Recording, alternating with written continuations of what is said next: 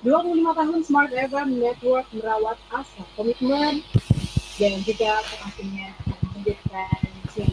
Selamat siang semua listener berada di tengah suasana gembira perayaan HUT Smart FM Network. Kami mengajak Anda untuk mendapatkan inspirasi dari pencerahan bagaimana kita semestinya merawat asa. Tapi sebelumnya, saya ingin membacakan kembali kuis di sesi ini yang bisa Anda ikuti dengan menjawab melalui WhatsApp dengan format kuisku 25 tahun spasi nama spasi daerah spasi jawaban kirimkan ke 0812510111. Dan untuk sesi ini pertanyaannya adalah sebutkan dua ikon wisata kota Banjarmasin. Nah, tentunya di sepanjang sesi ini ada saya Metuanda yang akan menemani Anda bersama dengan narasumber kita yang sudah bergabung di siang hari ini. Luar biasa sekali. Kita sapa terlebih dahulu ada Mas Ryan Gilbert, inspirator investasi Indonesia, biasanya hadir di Smart Market Insight. Selamat siang Mas Ryan. Halo, selamat siang Mbak. Selamat siang kepada seluruh smart listeners dimanapun Anda berada di siang hari ini. Dan kembali saya juga ingin menyapa narasumber kita dari tim Gramedia, ada Pak Budi. Selamat siang Pak Budi. Selamat siang, smart listener. Dan teman selamat ulang tahun dan bersyukur yang luar biasa. Selamat siang juga untuk Mas Ryan. Halo, Mas Budiana. Nah, di siang hari ini kita akan berbincang-bincang bersama dengan Mas Ryan dan juga Pak Budi tentunya, dan bisa dengarkan di YouTube Smart FM, dan juga boleh mungkin ada yang ingin tanya-tanya nanti ya di sepanjang obrolan kita, karena ini menarik banget untuk dibahas nih Mas Ryan dan juga Pak Budi ya. Yeah. Ini berkaitan erat juga dengan tema kita merawat asa. Kalau berbicara merawat asa di sini Mas Ryan, Pak Budi, saya ke Mas Ryan terlebih dahulu ya. Merawat asa di tahun 2020-2021 ini agak cukup berat untuk investasi nih, yang mana lagi banyaknya digandrungi oleh masyarakat Indonesia. Investasinya macam-macam ya Mas Ryan. Nah, kalau melihat investasinya saat ini mungkin sedang bergairah nih, lagi banyak banget nih orang-orang yang udah mulai tertarik untuk berinvestasi. Apakah Mas Ryan ini juga merupakan pertanda positif bagi pertumbuhan ekonomi di Indonesia? Silahkan Mas Ryan. Iya, jadi kita ketika melihat di tahun 2020 gitu ya, dan juga masuk ke 2021 di mana tema spesialnya adalah pandemi gitu kan, di mana kita menjadi orang bukan, menurut saya adalah orang yang beruntung karena satu abad yang lalu kita baru bisa kembali merasakan kondisi seperti ini, dan kita artinya pada saat ini kita bisa melihat banyak hal bahwa mungkin sebelum daripada tahun 2020 kita merasa bahwa semangat kita untuk berinvestasi itu kurang ada suatu alasannya. Kenapa? Karena kita selalu orang yang suka menunda sesuatu.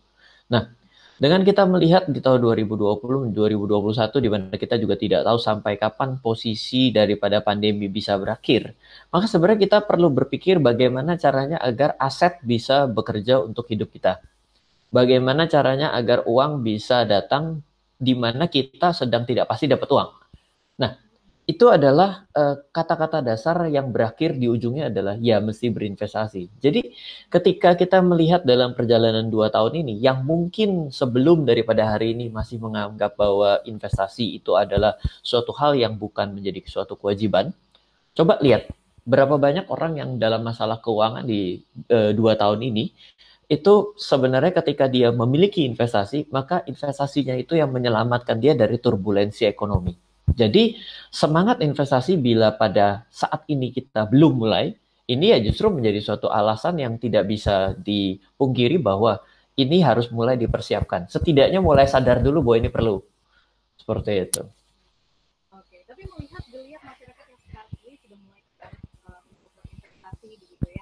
Nah, ada nggak sih masyarakat juga yang masih sampai saat ini mungkin kepleset nih Mas Ryan dalam bagian investasi, bahwa memang fokus investasi aja deh gitu kan. Kemudian kerjaan utama yang mungkin saat ini dilakukan di kantoran misalnya atau apapun itu, nah itu udah mulai dikesampingkan tuh, fokusnya berinvestasi aja nih, karena seperti kata Mas Ryan tadi, ya kita patut untuk menjaga bahwa aset ini memang benar-benar bekerja gitu. Iya.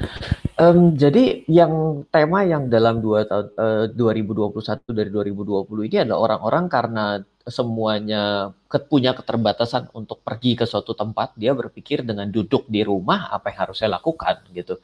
Dan era online dalam berinvestasi ini sudah didigitalisasi, maka dia mulailah masuk ke sini. Jadi orang-orang ini bukannya sebenarnya ada yang sadar bahwa dia harus investasi, ada sebenarnya yang coba-coba karena ngerasa frustasi. Di mana saya bisa menghasilkan uang lagi nih? Oh, mungkin saham kali ya. Oh, mungkin trading emas kali ya. Jadi dia sampai pada suatu kondisi yang tidak punya pilihan dan mulai mengeksplor hal-hal yang bisa dia lakukan di rumah. Nah, ini justru menjadi awareness yang lebih yang perlu kita perhatikan bahwa banyak orang yang coba-coba. Nah, kalau coba-coba itu biasanya ada yang berhasil dan yang gagal. Nah, biasanya orang yang gagal ini teriak lebih kencang daripada ketika dia berhasil. Ih, saya rugi loh, sekian puluh juta gitu, ratusan juta. Nah, dan dia memberikan suatu informasi yang akhirnya keliru atau bisa jadi misleading. Misal, dia beli, dia rugi. Beli lagi, dia rugi. Dia beli lagi, dia rugi. Akhirnya begini, ternyata investasi saham itu kayak judi juga ya, tebak-tebakan dan rugi. Loh, kenapa jadi barang yang salah? Padahal yang salah adalah dia salah dalam menyikapi. Nah, yang kedua adalah yang ingin saya juga kembali menggarisbawahi terkait dengan pada saat ini yang semakin marak gitu ya, dan mungkin ada orang yang mulai mengenyampingkan daripada kegiatan utamanya dia. Sebenarnya kan prinsip kita hidup itu adalah bagaimana caranya agar uang itu bisa datang. Satu adalah kita bekerja aktif uangnya datang, atau kita itu tidak bekerja secara aktif tapi uangnya datang, disebut dengan passive income. Nah, jadi sebenarnya kalau pada saat ini justru dia berhasil untuk menggerakkan kegiatan investasi sehingga bisa menghasilkan uang buat dia lebih dan dia akhirnya bergeser daripada kegiatan aktifnya dia. Toh itu sebenarnya memang sesuatu yang harus kita pikirkan, bagaimana cara mengimbangi aktif income dan passive income. Karena kalau tidak, bila kita tidak bisa mendatangkan uang dalam keadaan tidur, maka kita akan bekerja sampai mati. Nah, ini kan menjadi suatu problem juga buat kita. Banyak orang yang pada akhirnya ketika pensiun sadar uangnya nggak ada. Akhirnya kerja terus. Nah, dengan dia justru bisa menggeser dirinya menjadi tidak bekerja dengan aktif tapi menghasilkan uang, sebenarnya itu jadi pensiun dipercepat, itu menjadi suatu hal yang positif menurut saya gitu. Investasi ini kan ada yang berupa dana tabungan dan juga pensiun begitu ya. Iya. Memang benar-benar harus dikelola dengan baik kalau misalnya investasi sambil yang maksimal begitu. Dan ini menarik untuk kita perdalam lebih jauh juga ya, Mas Sinar, sebenarnya investasi ini, tapi ada juga obrolan lainnya nanti bersama dengan tim media yang sudah diwakilkan oleh Pak Budi. Nah, seiring dengan investasi yang saat ini lagi digandrungi juga begitu ya, pastinya kita ingin tahu masyarakat ini kalau misalnya dalam hal belajar, apakah juga akan mencari bahan atau ilmu gitu lewat buku-buku yang ada di sosial media. Tapi nanti kita juga akan mencari tahu jawabannya di sesi berikutnya. Jadi jangan kemana-mana, Smart Listeners, kami masih akan segera kembali. Masih dengan obrolan tadi sebelum kita jeda yang mengenai investasi ini yang lagi banyak-banyaknya digandrungi oleh masyarakat kita, tentunya di masa-masa pandemi ini. Jadi seperti apa kata Mas Ryan, yang mana memang masyarakat yang banyak menghasilkan di rumah ini berpikir gitu kan untuk berani mencoba investasi gitu. Kalau nggak sekarang kapan lagi gitu. Nah, tapi dengan banyaknya juga orang-orang yang di luar sana Ryan ya berani melakukan investasi, ini sudah sedikit yang melakukan pinjaman juga, berhutang nih ceritanya ya, berhutang untuk berinvestasi. Nah, melihat hal seperti ini nih Mas Ryan yang juga tentunya terjadi ya di masyarakat kita. Nah, gimana nih untuk menyikapi hal yang seperti ini Mas Ryan? Apakah ini juga nantinya akan berefek pada hutang negara juga gitu kan, atau hutang masyarakat pribadi yang mungkin terlalu besar juga untuk dilunasi gitu, untuk dibayarkan, yang berimbas juga nih akhirnya pada perekonomian mereka yang sekedar ingin memulai untuk mencari hal baru yaitu berinvestasi, akhirnya jadi salah langkah gitu. Atau gimana nih Mas Ryan? Oh, ini pertanyaannya ini sebenarnya bisa 3 jam kita bahas gitu. Baik, jadi banyak orang yang bilang bahwa berhutang untuk berinvestasi adalah suatu hal yang tidak bijak. Tapi saya coba bertanya deh, apakah Anda pernah mengenal ada orang yang namanya melakukan KPR, yaitu membeli rumah dengan menggunakan kredit? Itu adalah, rumah itu investasi kan?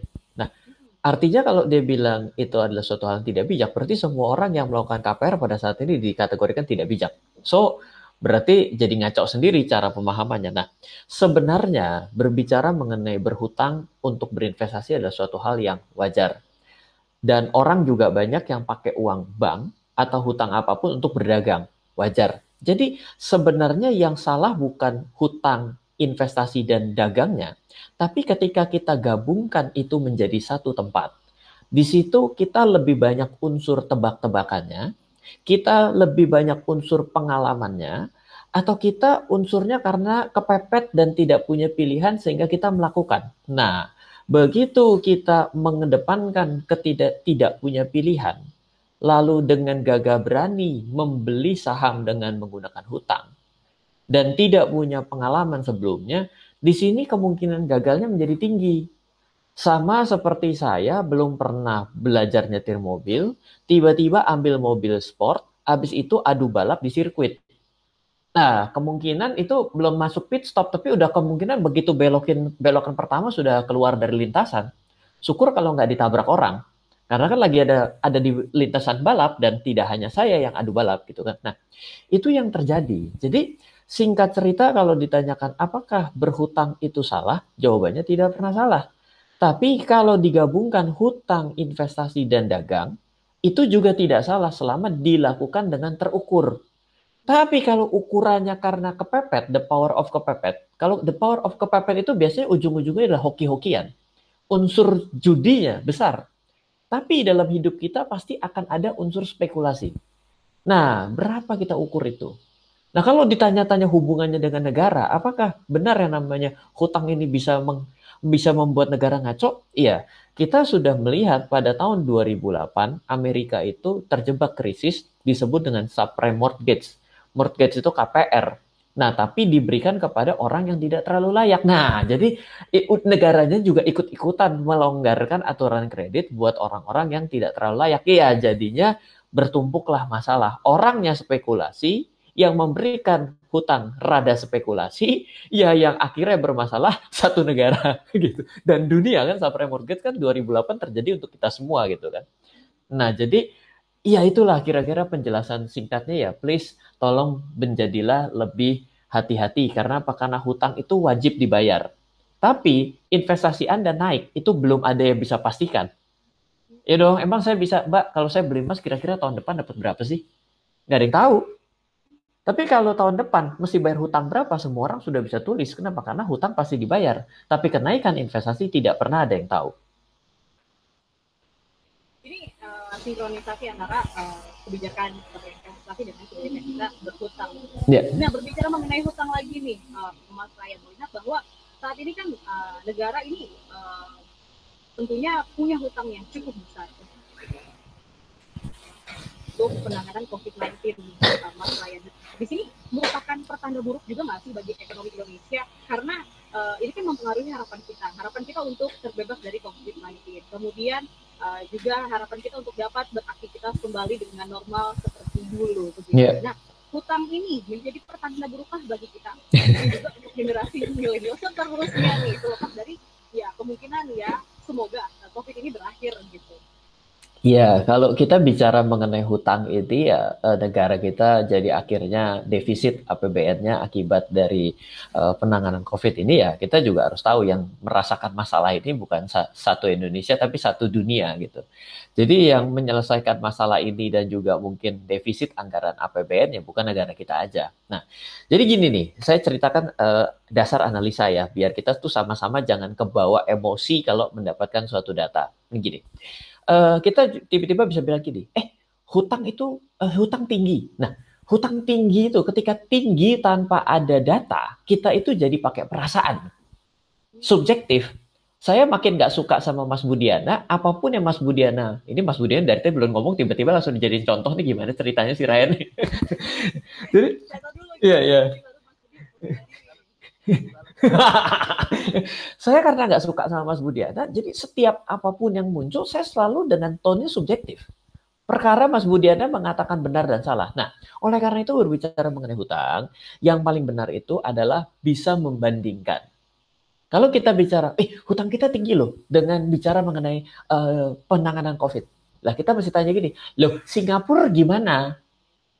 Lalu kau bilang gini, loh Singapura kecil loh Mas Ryan. Betul, jumlah penduduknya kecil. Jadi bisa gini ya, kita bicara bahwa ternyata Singapura ngutang 1 miliar. Dan ternyata penduduknya 1, umpamanya gitu. Berarti Indonesia kalau penduduknya 100, Berarti kalau Indonesia ngutang 100 miliar, wajar. Kenapa? Karena sebanding. Satu orang ngutang 1 miliar. Orang Indonesia 100, ngutang 100 miliar. Terus kita bisa bilang, 100 miliar utangnya gede. Lu gimana orang 100 orangnya. Indonesia kan 4 besar jumlah penduduk. Nah, jadi kita pasti melihat seperti itu. Nah, lalu kalau kita bilang kembali, oh Ren, kalau begini akan menjadi bahaya. Ya, kalau menjadi bahaya akan muncul suatu kebijakan-kebijakan baru yang sifatnya jadi standar baru. Makanya ada namanya new normal kan.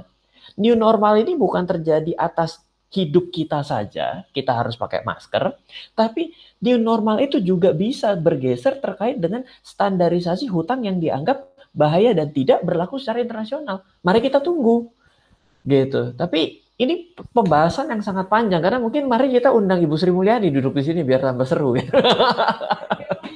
Iya, kira mungkin kurang. Iya. Ya pasti akan semakin banyak karena apa? Penduduk kita kan selalu nambah terus. Yang justru mengkhawatirkan penduduk makin sedikit, pertumbuhan ekonomi makin anjlok, tapi hutang makin tinggi. Nah, ini jadi hitungannya beda lagi gitu ceritanya. Dari tadi kita memang membahas mengenai hutang, investasi, kemudian juga sampai masalah yang cukup berat ini adalah negara yang banyak sekali orang bertanya bahwa ini merupakan suatu tekanan buruk nggak sih buat kita ke depannya setelah ini gitu. Apalagi memang yang dilakukan langkah ini gitu kan untuk membuat kita tetap bisa merawat asa di masa pandemi ini. Yeah. Hal-hal yang sudah kita rasakan juga saat ini adanya vaksin COVID-19 juga. Yeah. Ya. Nah, tapi kalau bergeser kepada Mas Budi, kalau misalnya saat ini kita lihat bahwa turun naik nih ya perekonomian Indonesia, mempengaruhi nggak sih terhadap perkembangan industri percetakan buku nih, atau justru malah meningkat? Karena mungkin masyarakat saat ini banyak yang menghabiskan waktu untuk ya di depan laptop mungkin ngarang-ngarang cerita atau bikin sesuatu yang bisa menginspirasi begitu nih Mas Budi. Nah, seberapa ngaruh nih terhadap percetakan buku? Tapi mohon maaf, saya pause dulu, saya tahan dulu jawaban dari Mas Budi. Saya sih selanjutnya akan kita sambung lebih lengkap lagi. Boleh ya Mas Budi ya? Ya. Sebelumnya juga saya sebelum break ini sedang bertanya kepada Pak Budi ya mengenai bagaimana perkembangan industri percetakan buku di masa pandemi ini, apakah justru meningkat atau menurun? Karena seperti saya banyak nih teman-teman saya yang juga dia yang awalnya mungkin menghilangkan rasa bosan gitu ya dengan melakukan sesuatu, menulis misalnya, menghasilkan karya. Nah ini juga berpengaruh nggak sih Pak Budi terhadap perkembangan industri buku saat ini?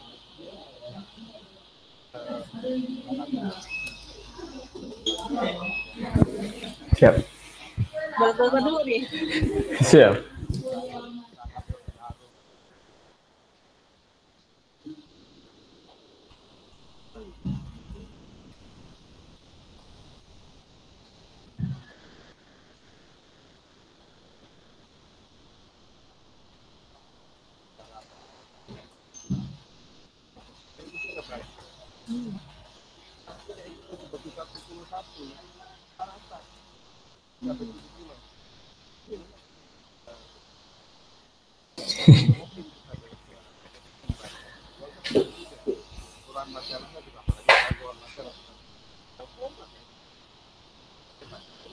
Apalagi majalah Gramedia itu juga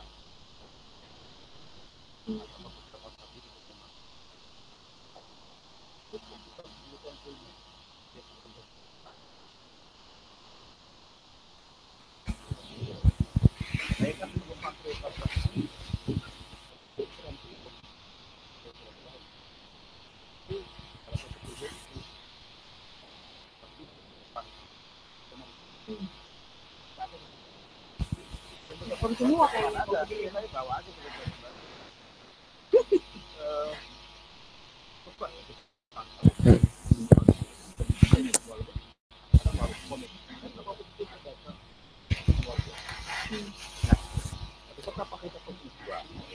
Nah, terus pandemi gimana? Jelas sangat berpengaruh. Apalagi buku itu masuk di kategori retail di industri ya. Awal-awal pandemi Maret, April, Mei ini bahkan ini kan banyak mal tutup, banyak tutup. Ya berarti kalau tutup kita bisa lewat mana? Padahal itu yang boleh dikatakan 90% lebih penjualan kami lewat toko, sementara toko tutup. Terus kemudian dibuka, tapi dengan batasi 50%. Apakah langsung boleh? Tidak juga, karena selain mall dibatasi, pengunjung dibatasi, buku bukan kebutuhan primer. Jadi sampai sekarang pun apakah boleh? Ya, itu belum gitu. Tetapi selalu ada celah bagaimana orang diajak untuk tetap bisa membaca. Kami tentu sekarang ini memanfaatkan marketplace.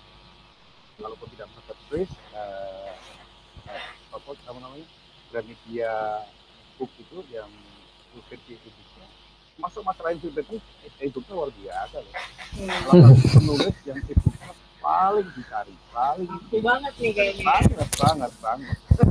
Dan Mas Rian ini salah satu penulis yang sangat produktif, sudah 18 buku dan semuanya cetak ulang. Saya nggak ngalap loh Mas. Bicara berbaik data. Buku apapun yang beliau tulis ini selalu cetak ulang. Nah, selalu ada opportunity di balik tadi yang saya sebut kayak pesimis. Enggak. Di pandemi ini ada satu departemen kami sebutnya, ada satu kategori buku yang itu naik luar biasa. Dan ini sangat related dengan Mas Ryan. Buku investasi saham itu luar biasa naiknya. Sangat related dengan pertumbuhan pasar modal yang kalau tidak salah 4 kali lipat Mas ya, investor baru ya. Iya betul. Buku saham, buku tapi yang gila. Hampir semua perusahaan yang kami terbitkan itu ada pengujian 40-an judul. Semuanya hampir semua kita orang yang untuk masalah ini. Setiap buku yang diterbitkan dengan genre saham, alhamdulillah kami paling baik itu yang buku cetak maupun yang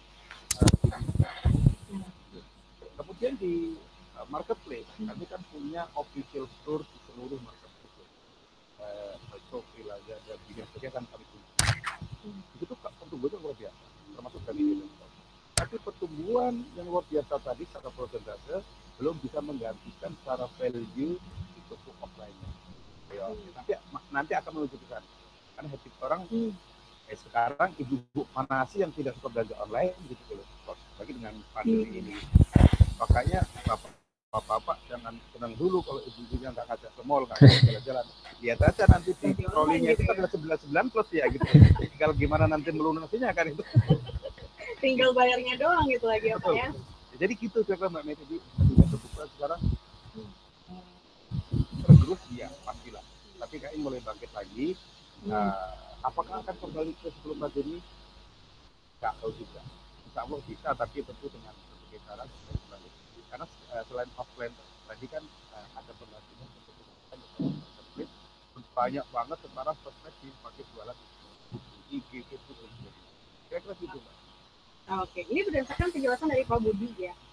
Meskipun saat ini kita bisa bilang bahwa ya banyak banget nih perekonomian masyarakat yang turun naik termasuk juga dalam hal produksi buku nih di Gramedia ya Pak Budi, tapi nggak menurunkan memang minat baca masyarakat itu yang saat ini sama nih lagi menggandrungi investasi, memang larinya saat ini ke situ ya, lebih banyak kategorinya yang dicari gitu, genrenya yang dicari gitu. Ini bisa kita bilang masyarakat merawat asa dengan mulai mencoba berinvestasi dan mendapatkan ilmu tentang investasi ini dari buku-buku yang ada di Gramedia gitu. Jadi kalau misalnya kita bilang itu jalan gitu ya.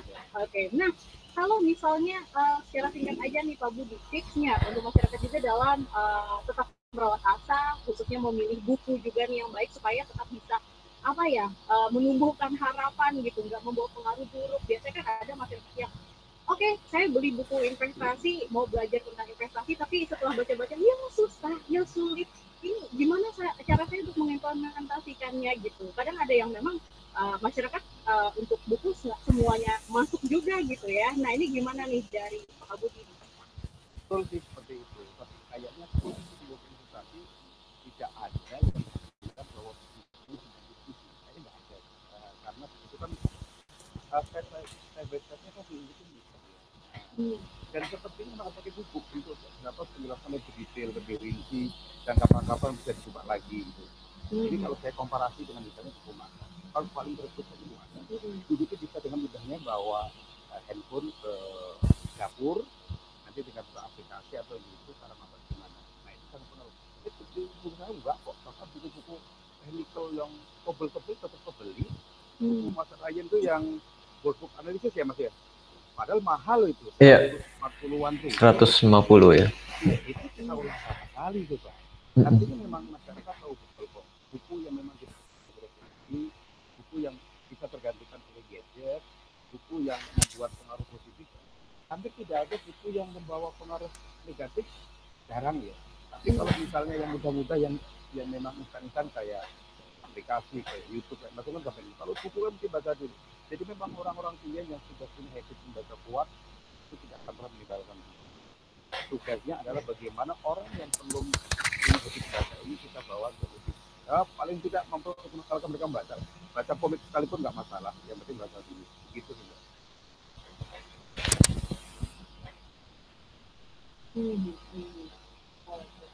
Oke.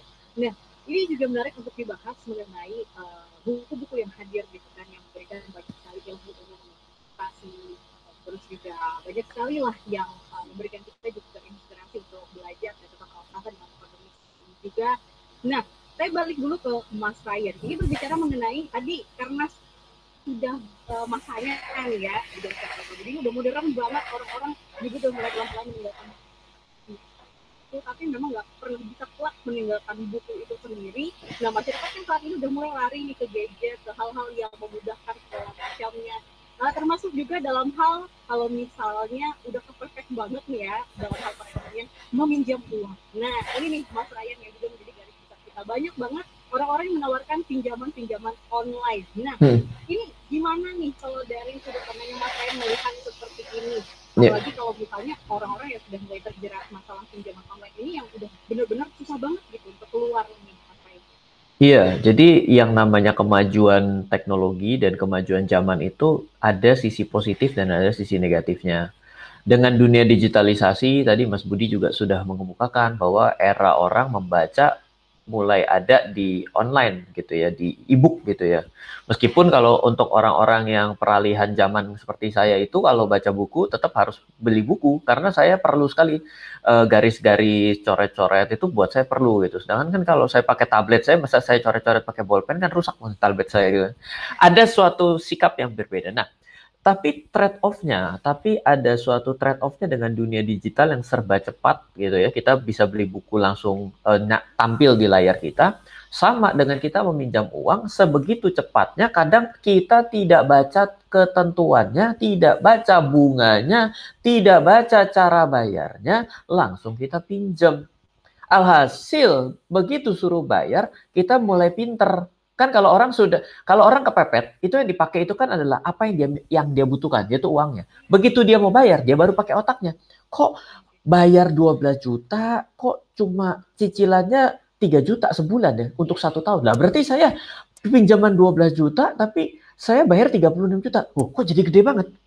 Mulai rasa nggak relanya. Tapi kan karena sebegitu gampangnya, sebenarnya di awal dia sudah menyetujui kan.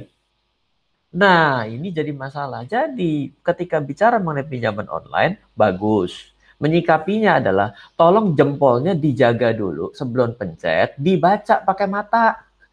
Dihitung, itu benar nggak? Terlepas ini ilegal dan legal ya. Tapi yang jelas adalah, ketika Anda dikirim uang, itu bukan uang dari langit. Uang yang mesti dilunasin. Walaupun secara online Anda bisa dikejar. Kenapa? Karena kredibilitas dan data online Anda itu sebenarnya bisa di-tracking. Mulai dari nama, mulai dari nomor handphone, mulai dari lokasi, mulai dari teman-teman sekitar Anda. Banyak yang bisa di-tracking dengan jejak digital Anda. Jangan berpikir uang dari langit karena itu nggak perlu dibayar. Kan uangnya online nih, berarti kan datangnya dari langit dong seolah-olah gitu ya. Jadi saya bisa kabur dengan gampang. Ya jangan begitu juga. Ini pinjaman, bukan pemberian. Kalau pemberian, tolong Anda minta-minta aja. Ini saya jadi agak sedikit kasar agar membangunkan kita sama-sama seperti itu ya. Oke. Amarahnya Mas Rai. Kembali. Ini jadi saya jadinya gatal juga gitu ya.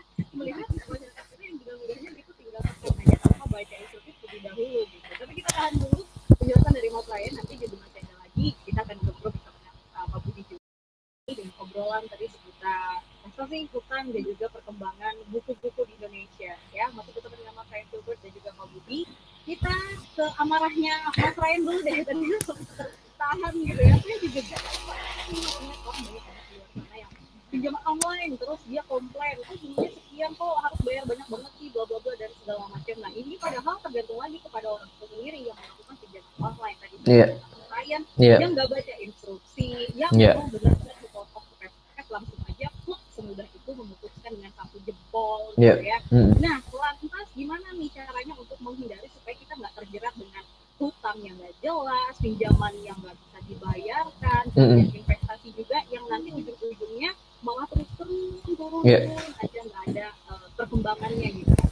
Iya, jadi memang kalau misalnya kita dalam keadaan tidak bekerja, kita tidak punya uang gitu ya, sebenarnya itu adalah masalah yang harus kita lihat dari dua sudut pandang. Pertama, jangan cari yang sifatnya pinjaman bunga berbunga, tapi cobalah Anda cari bantuan IMF ya kan, istri, mertua, dan family gitu ya, itu mungkin lebih lunak gitu ya. Atau malah sekalian disyukur-syukuri juga nggak tahu gitu ya. Tapi setidak-tidaknya itu bisa lebih bisa dinegosiasikan seperti itu. Nah, yang kedua adalah saya ingin kembali memberitahukan bahwa ketika Anda dalam keadaan yang sulit, itu sebenarnya bukan caranya adalah bagaimana caranya berhutang, tapi bagaimana caranya Anda mengatur apa yang tersisa dari diri Anda. Atur dulu. Setelah kita tahu seberapa shortage-nya, seberapa kurangnya, itu baru kita tinggal cari dengan ya hukum yang pertama, IMF yang pertama gitu ya. Nah, jadi jangan coba-coba yang namanya kayak pinjaman online. Dan kalau ternyata terpaksa dengan pinjaman online, tolonglah pergi ke pinjaman online yang sudah diatur dari pengawasan otoritas jasa keuangan, yaitu namanya adalah fintech lending atau namanya peer-to-peer lending. Itu sekarang tinggal 130-an yang terdaftar dan diawasi, dan sebagian sudah mulai berizin di OJK. Silakan buka, luangkan waktu sedikit. Lalu ketika mau meminjam pada sebuah aplikasi dan ternyata diminta seluruh data, itu tidak boleh. Yang dibolehkan itu namanya adalah camilan ya, yaitu kamera, lalu location dan email kita itu diperbolehkan. Tapi lain daripada itu kita tidak boleh kasih, itu data phone book. Yang paling repot itu kan kita tiba-tiba dimasukin ke grup, saya mau kasih tahu, si A tidak bayar, tolong bantuin tagih. Nah itu sebenarnya sudah ranahnya melanggar privasi. Itu pencemaran nama baik, kena UU ITE. Mereka juga melakukan dengan cara-cara yang tidak beretika. Nah, kenapa bisa begitu? Karena tidak berada di dalam pengawasan regulator yang jelas di Indonesia. Jadi ketika Anda sudah dalam posisi kepepet, oke, Anda mau minjam, oke, pergilah ke peer-to-peer yang legal. Nah, sampai situ mungkin bisa memberikan guidance yang lebih baik di samping dengan legal itu ya bunganya biasanya lebih teratur, lebih diatur, kira-kira seperti itu, Mbak.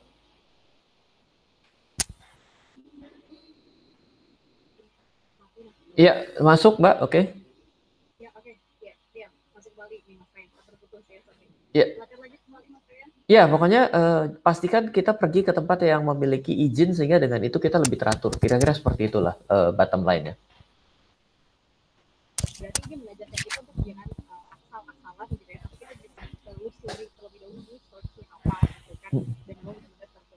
Nah, lantas dalam merawat asa, kita sudah belajar bagaimana merawat asa di sini dari Mas Ryan Gilbert mengenai berinvestasi, kemudian juga ketika kita sesuatu yang berkaitan dengan ekonomi kita di sini. Nah, Mas Budi, apa tipsnya juga di sini dalam merawat asa tentunya agar memang bisa tercipta dengan baik, terbangun dengan baik, lewat kebiasaan membaca yang baik juga nih, Mas Budi. Maaf, Mas Budi masih termute ya? Sorry. Ya, yang harus dipastikan yang mungkin membaca nasib kurang sering. Membaca ramalan tapi setidaknya harus punya karakter. Itu mungkin pertama yang besar masih tetap mengerti. Jadi mulai dari rasa bulu-bulu lah. Minggu satu buku dimulai dari bahkan komik pun nggak masalah. Penting ada habit dulu membaca, kan buku-buku yang kita inginkan. Misalnya kalau memang novel, silakan baca novel. Silakan baca buku yang akan ada timbul kebiasaan yang kalau tidak baca itu jangan kurang. Tidak baca itu karena saya menurut saya kan penggemar sekali makanya yang berat-berat itu saya baca. Kalau sudah baca tidak ada berhenti, bahkan sampai pagi saya nggak berhenti. Tapi di situ asik. Karena dengan gitu kita memori kita akan saja, kita juga kalau bergaul dengan siapapun saja. Ada aja yang bisa kita masuk dalam hidup. Yang buku bagaimana sukses tentang Israel tadi tidak tergantung, belum tergantikan sekali.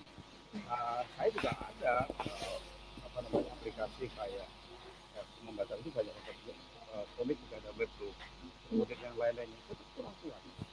Jadi kalau tidak membalik, tidak kasih stabilo, tidak dilipat, itu baunya beda. Benar banget itu. Karena saya juga umur juga kali ya, anak-anak sekarang mungkin karena anak sekarang ya balita itu dikasih buku ada yang dulu kali di step kali. Oh nggak bergerak.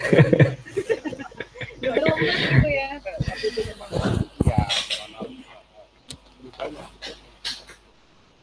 setidaknya apapun pribadi membaca menjadi biasa setiap hari.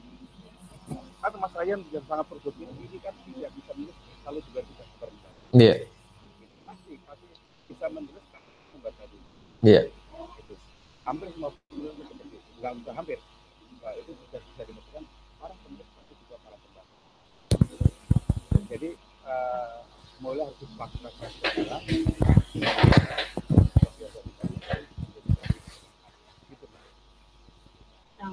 Oke, benar sekali apa yang dikatakan oleh Pak Budi, karena kita mengambil kembali ini udah sering banget gitu ya diucapkan, digaungkan. Buku adalah jendela dunia. Jendela dunia untuk belajar berinvestasi boleh ya Mas Ryan ya. Siap. Untuk tetap merawat asa boleh banget pastinya. Oke, kita sudah di penghujung akhir bersama kita di siang hari ini. Tentunya saya ucapkan terima kasih pada Mas Ryan, pada Pak Budi juga. Saya bolak-balik dari tadi Mas Budi, Pak Budi, Mas Budi. Pasti jangan Mbak atau Bu.